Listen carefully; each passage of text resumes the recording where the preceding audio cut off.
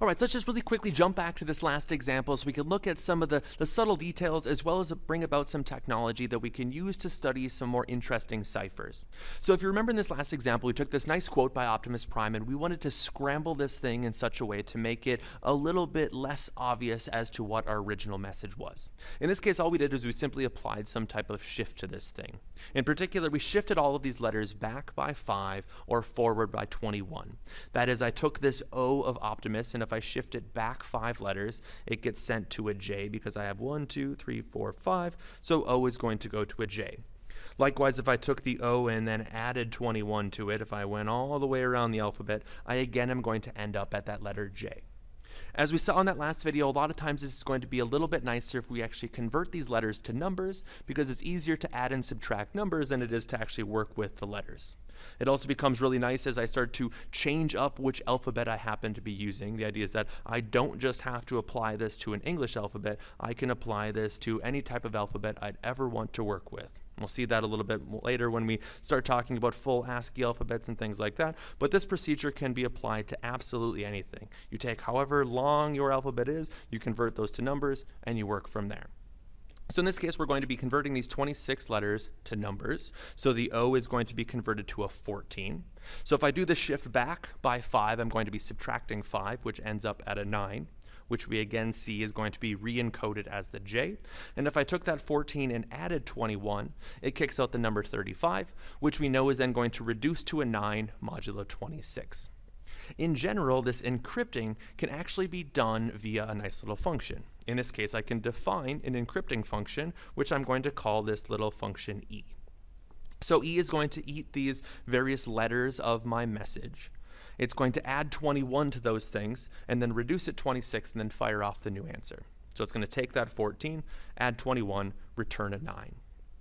In general, any of these shifts can be done in the exact same way. All of these encrypting functions are going to look identical. They're all going to eat some random letter or number, and then it's going to add something to it.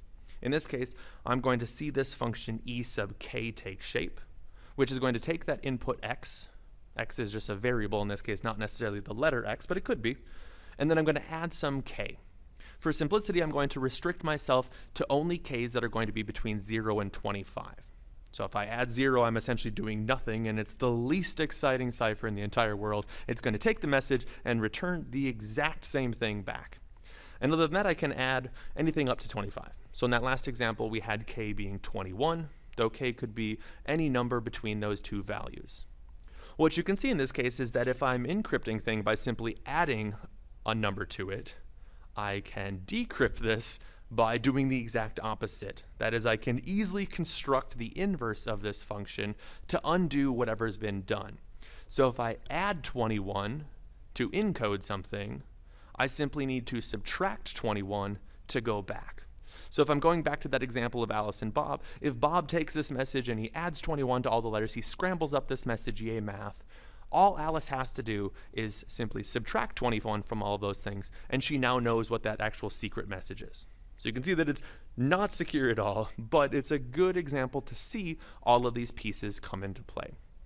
Also at the very top, you can see this kind of old school connection to these types of ciphers. Often these shift ciphers are going to be associated with Caesar, so you may have heard the term Caesar cipher, which is exactly that. And if you want to, you can actually take these little wheels, cut them out and make that little middle part spin, and you can easily encode or decode any of these objects using that little wheel. So it's a pretty nice kind of, I don't know, grade school toy that you can play with to kind of see how all of these pieces come into play. So as I mentioned in the beginning, we are going to be making use of a bunch of technology throughout the entire semester, and one thing that Sage is really good about doing is doing these nice shifts. In this case, there's actually some built-in functionality to do some of these shift ciphers. And that's exactly what you can see on the screen right now, is some of the classes identified to actually do this. What you're going to see afterwards is, it's not that hard to code on your own. But in this case, we already have some built-in information, so we might as well just see how all of this stuff plays together. You'll see some other documents on D2L that are going to have a whole bunch of extra information about the actual class documentation for Sage to actually do some of this, and this is essentially all the information that's on page 1 of it. But if you're interested in digging more into that side of it, there'll be gobs and gobs of other information for you. But a lot of what we're going to be doing throughout the semester is actually trying to implement some of these things on our own and trying to look at questions of efficiency and things like that, but you can also use some of the pre-built stuff occasionally as well. So what's going to happen here is that I'm going to identify our secret message. That's this message that Optimus Prime wanted, or this quote by Optimus Prime. What you're going to see is that that message is just simply recorded as a string. What I can do in this case is I can use this pre-built documentation to convert this to what Sage calls a code word. And what that's going to do is I'm going to take that message and I'm going to apply it to this encoding function. So I have this encoding of this message. What's going to happen is that that's going to actually return a nice little vector that I can do a lot of really convenient work with. So that's that piece of line or piece of code in that case is me identifying this original X. So X is often going to be the thing that I'm about to send, and then Y is going to be the garbled mess in that case. So on the other side, what I'm going to do is I'm going to encode that message with one of these shifts. And in this case, I'm going to shift by 21, so I'm identifying my K to be a 21. And the code to simply do that is this enciphering command. So I'm going to have enciphering, which is going to first eat the actual shift that I care about, and then it's going to have that secret phrase or word that I'm working with as the second argument of that thing. And then it's going to return out this garbled up mess that we then see down below. So you can see here is I am actually printing off what all these objects actually happen to be. So the first is this identifying this nice class S in this case. And then down below is going to be my original message as well as the code word that I'm looking at, as well as the encoded Y. So my code word is this quote by Optimus Prime. And then my encoded Y is that garbled up mess. And what's nice about this is that you can see that my original message was this long string. There's lots of punctuation and things like that. When I encode this thing into this code word using Sage, it makes everything capitalized, it merges everything together, and actually drops all the punctuation. And we'll talk a little bit later about why that's potentially advantageous, as well as some problems that can occur in that case as well. But for right now, you can see that it just merges everything into one little blob of stuff. And then on this side, you're going to see the encoded version of that thing, which again comes out as this blob of stuff all mashed together.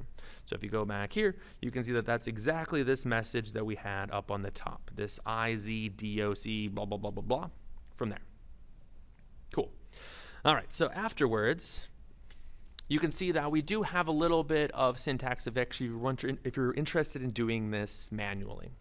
If you're not a full lover of Python yet or things like that, there may be some pieces of syntax that you're not 100% familiar with, and some of which we're actually going to be bringing out in a few later sections. The idea of seeing the ASCII representation of some of these things. Some of that's actually embedded into this manual computation that you see down below.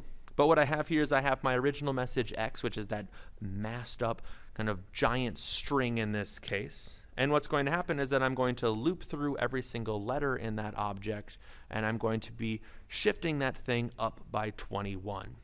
So in this case, I'm adding 21 to each of those things. So there's a few pieces of code that have to come into play. The idea is that I have to take each of those letters, convert them to a number. So that's that first object that I take my A and I send it to 0, and then I got to add 21. And then reduce that number modulo 26. And that's exactly what's happening in that step, is that I'm taking each of those letters of that phrase, converting it to numeric form, adding 21 to that thing, and then reducing mod 26. And then afterwards, I'm going to rebuild this encoded Y by converting those numbers back to letters. So there's a little bit of trickery going on in the inside of that loop, but that's the general structure of what's actually happening. So you can see that you can easily do that manually as well, or you can make use of some of the pre-built-in commands inside of Sage, which is pretty nice to see as well. So once we have that whole process, what ends up happening is that I can start to attack some of these problems again. The idea is that let's say I receive this next messy collection of ciphertext, and my goal is to decrypt this thing. I know one really key piece of information at this point in time, in that I know that this thing was encoded using one of these Caesar ciphers. In this case, I know a simple shift has been done to this. Well, if you go back to what these original shifts all look like, I only have a few choices for what my k happens to be. I can do nothing to it, in that my k can be 0. I can shift it by 1, 2, 3, 4, all the way up to a 25. So one of the really easy attacks to this thing would be to simply print out all 26 options for this thing and see which one actually represents a word. The one that looks like a word or a phrase is probably our actual message that we're looking at.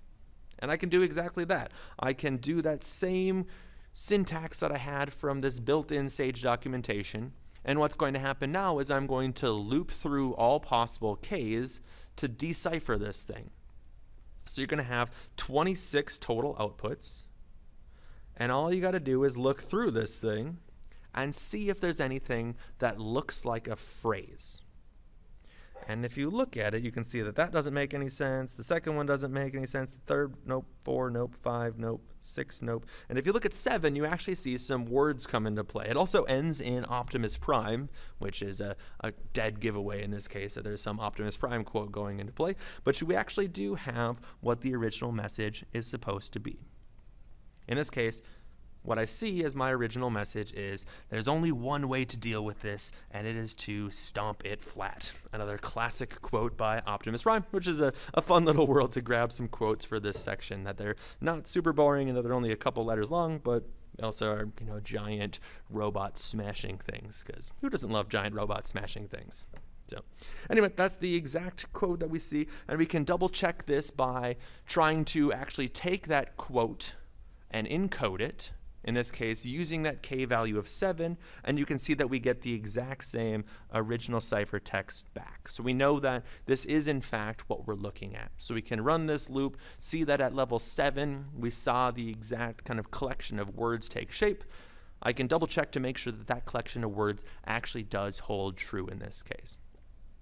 If you're interested in a little bit more of this Sage side of things, there's actually a built-in brute force attack on this, and it actually does rank some of these things as well. And a little bit more of that later in the semester as how we can actually identify whether or not some of these things are actually words or not. But what I can do is I can use this brute force command. There's a ranking that I'm going to apply to this thing. So in this case, I'm using a squared differences ranking. And if you run this thing, it's going to print out all 26 of them, but now they're going to be ranked by what it views as a possible phrase. So that example that we saw with k being 7 becomes top of the list, in that Sage identifies that as the one that is most likely to be an actual phrase.